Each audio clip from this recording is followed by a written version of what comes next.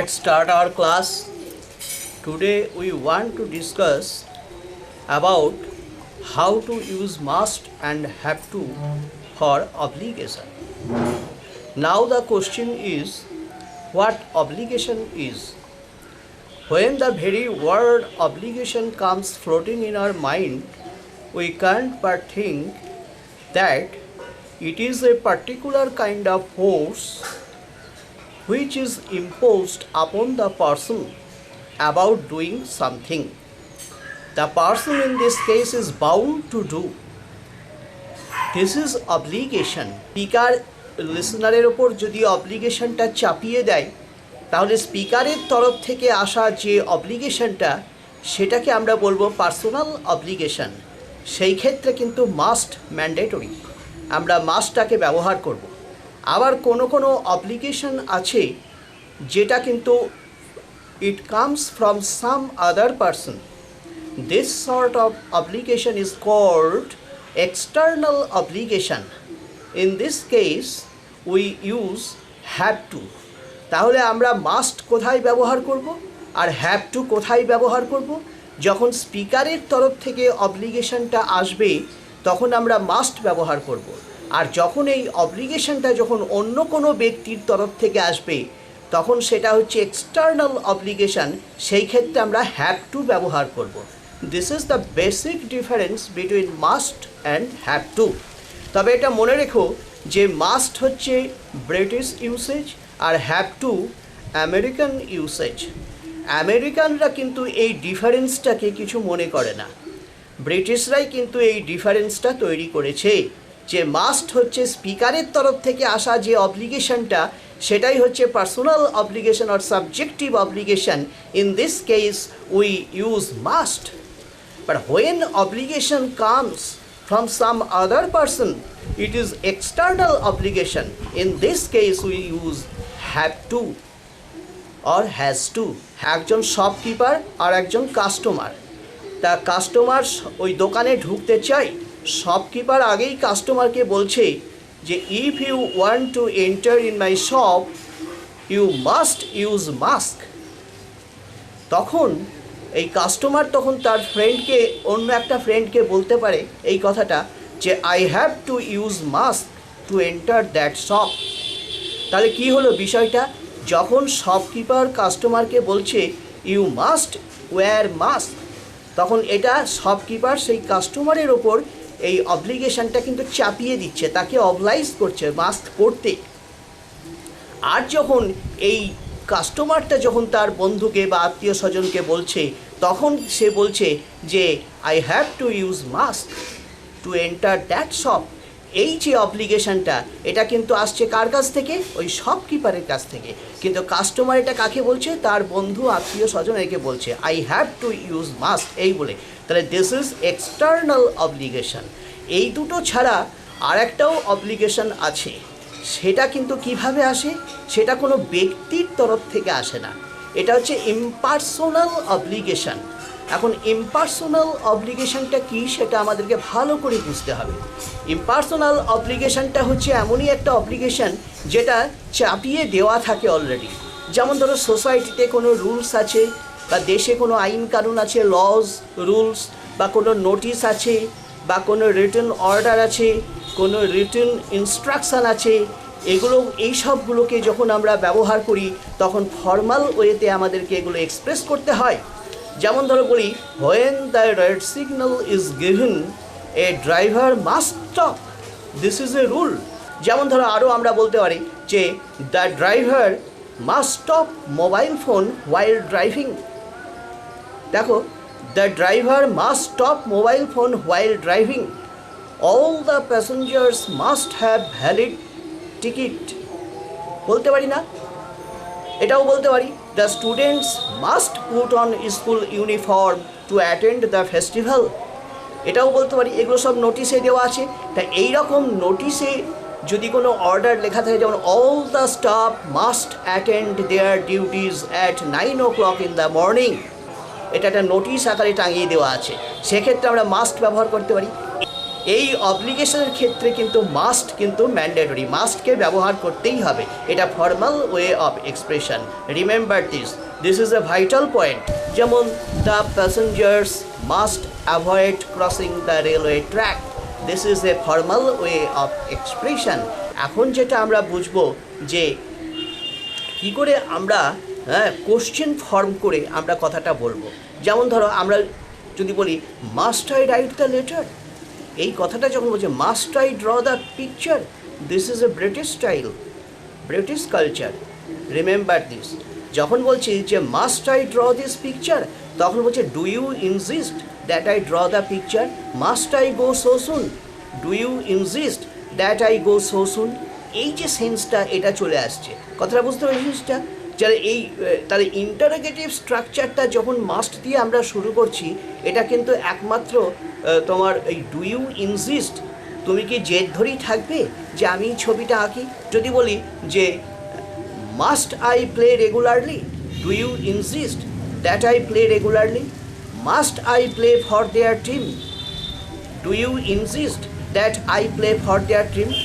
এই যে ভাবটা মাস্ট দিয়ে যদি ইন্টারোগেটিভ স্ট্রাকচারটা করি, তাহলে কিন্তু এই ডু ইউ ইনজিস্ট এই ভাবটা ঠিক চলে আসবে।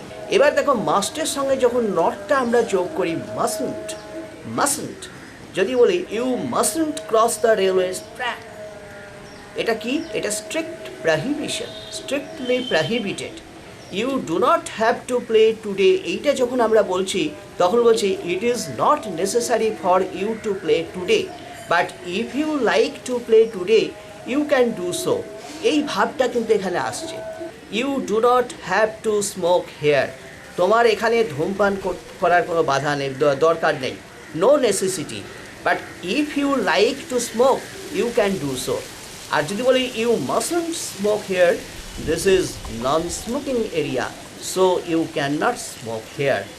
এই যে ভাবটা চলে আসছে, তাহলে ডু নট হ্যাভ টু আর মাস্টন্ট, এই দুটোর মধ্যে যে আমরা ডিফারেন্সটা, তাহলে এটাই আমরা দেখতে পাচ্ছি। You mustn't leave the garbage here and there, you do not have to leave the garbage now, তোমার এখন আবর্জনাগুলো ফেলার দরকার নাই, মানে it is not necessary for you to leave the garbage now, এটাই বোঝাচ্ছে। কথাটা বুঝতে পারলে জিনিসটা, এই জিনিসটা তোমরা মনে রেখেছো। তাহলে মাস্টন্ট আর ডু নট হ্যাভ টু, এই দুটোর মধ্যে পার্থক্যটা কী সেটা আমরা বুঝলাম। You must not tell your wife, যদি বলি do not tell your wife.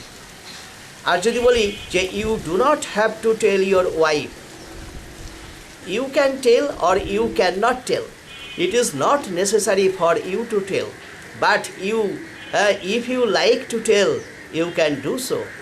This sense is expressed. What is the basic difference between must and should? Must আমরা স্ট্রং রেকমেন্ডেশন, স্ট্রং অ্যাডভাইস, এইগুলোর ক্ষেত্রে মাস্টকে আমরা ব্যবহার করতে পারি। কথাটা বুঝতে পারছিস?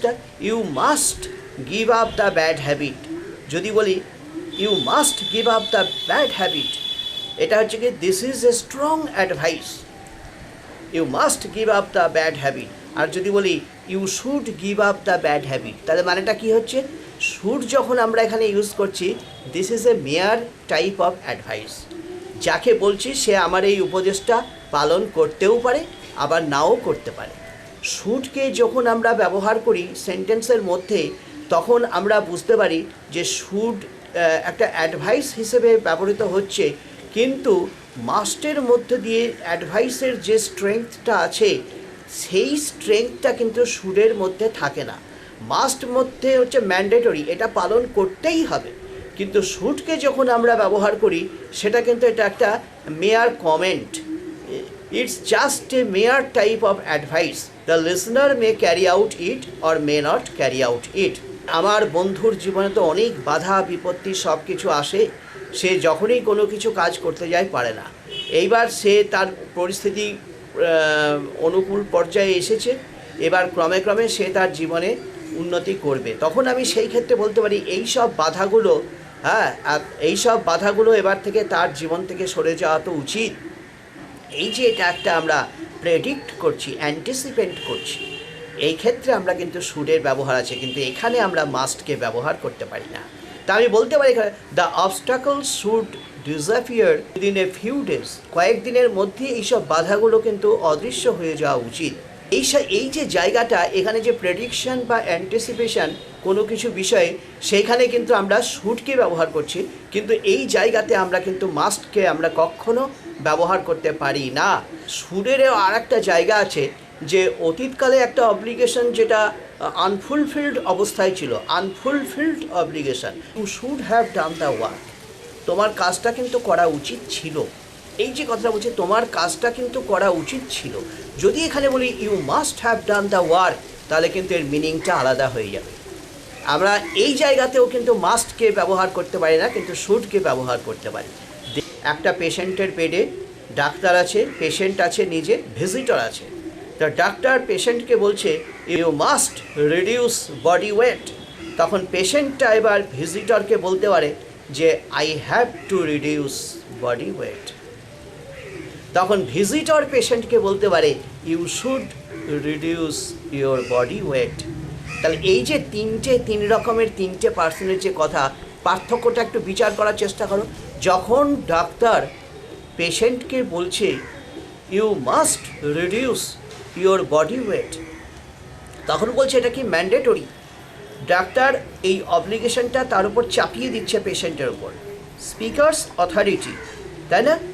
এইবার যখন ওই পেশেন্টটা যখন ভিজিটরকে বলছে, ডাক্তার চলে গেল, ভিজিটরকে বলছে যে I have to reduce my body weight, এটা কিন্তু এই অব্লিগেশনটা coming from some other person, here doctor. তা ডক্টরের কাছ থেকে আসা, অন্য কোনো ব্যক্তির কাছ থেকে আসা এই যে অব্লিগেশনটা, সেটা পেশেন্ট ভিজিটরের কাছে এক্সপোজ করছে বলে কি I have to reduce body wait. এবার দেখো ভিজিটর তখন তাকে পরামর্শ দিচ্ছে, উপদেশ দিচ্ছে কি you should reduce your body weight. এটা একটা mere type of advice coming on the part of the visitor. এবার ওই পেশেন্টটা এই ভিজিটরের এই অ্যাডভাইসটা মানতেও পারে, আবার নাও মানতে পারে। মাস্ট কোথায়, হ্যাভ টু কোথায়, আর শুড কোথায়, তার এই পজিশানগুলো আমরা একটু একটু করে বুঝতে পারলাম।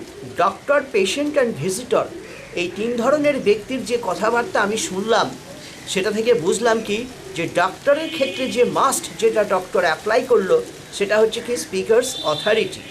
আর পেশেন্ট যখন ভিজিটরের কাছে যখন যে কথাটা বলল, ডাক্তারের কাছ থেকে আসা অব্লিগেশন, সেটা হ্যাভ টু দিয়ে প্রকাশ করলো ভিজিটরের কাছে। আর ভিজিটর তখন উল্টে পেশেন্টকে উপদেশও দিল সেই ডাক্তারের কথা মতো you should reduce your body weight, এইটা বলে। তাহলে পেশেন্টের যে ভিজিটরের যে এটা একটা অ্যাডভাইস, সেটা হচ্ছে খুব হালকা ধরনের। মাস্টের মধ্যে যেমন একটা স্ট্রেংথ আছে, কিন্তু এই শুডের মধ্যে সেই স্ট্রেংথটা নাই। এইখানেই হচ্ছে কি মাস্ট আর শুডের মধ্যে ডিফারেন্স। এটা তোমরা ভুলে যেও না, এটা মনে রেখো, কেমন? What is the basic difference between have to and have got two? I have to go to office every day except Sunday. এটা কিন্তু হ্যাভ টু এর ব্যবহার, কিন্তু কেন এটা হ্যাভ টু ব্যবহার? এটা হ্যাবিচুয়াল অ্যাকশানটা আছে। তাহলে এই হ্যাভ টুটা হ্যাবিচুয়াল অ্যাকশান এবং সিঙ্গেল অ্যাকশান দুটোর ক্ষেত্রেও ব্যবহার করে, সিঙ্গেল অ্যাকশানের ক্ষেত্রেও ব্যবহার করা যায়। কিন্তু হ্যাভ গট টুটাকে আমরা এই হ্যাবিচুয়াল অ্যাকশানের ক্ষেত্রে আমরা ব্যবহার করতে পারি না।